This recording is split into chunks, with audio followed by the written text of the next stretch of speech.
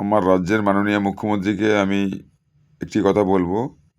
আপনাকে খুবই আমি লাইক করি, কিন্তু আমার একটি একটি প্রবলেম আছে, যার জন্য আপনাকে আমি ভোটার হওয়ার পর আপনাকে আমি 3টি ইলেকশন ভোট দিয়েছি। তারপর যখন সারদা নারদা নিয়ে যখন আমি 2 বছর পেপার পড়লাম, বুঝতে পারলাম যে রাজনীতির গেমটা কোথায় ঘোরে। তারপর থেকে কিন্তু আপনাকে আমি আর ভোট দিইনি। মানে আপনাদের সিস্টেমটা পুরো ভুল। মুকুল তখন আপনার হচ্ছে ডান হাত বাঁ হাত মুকুল রায়। তখন 3 মূর্তি ছিল, মুকুল রায়, আর ছিল পরিবহন মন্ত্রী আমাদের মদন মিত্র, আর একজন ছিল কে, অরূপ অরূপ অরূপ রায় না অরূপ বিশ্বাস বোধ হয়। ওরা ব্রিগেডে লাভলি বলে আমরা 3 মূর্তি, মানে কি বলে যে ধর্মেন্দ্র, মিঠুন আর ড্যানি। এই সমস্ত লোকগুলোকে ত্যাগ করুন আর নতুন করে জীবনযাপন সুস্থ মানে শুরু করুন। এই সমস্ত ক্যাটাগরির লোকগুলোকে ত্যাগ করে দিন।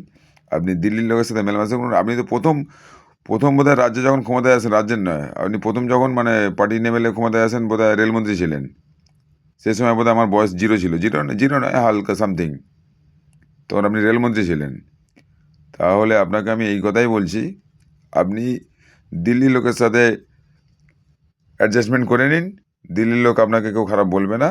নতুন করে আপনি আপনার জায়গায় ক্ষমতায় থাকবেন, নবান্নে 14 তলার উপরে আপনি যে বসে থাকেন সেখানেই থাকবেন। দিল্লির লোকের কথা একটু শুনে নিন। ব্যাস, গুড নাইট।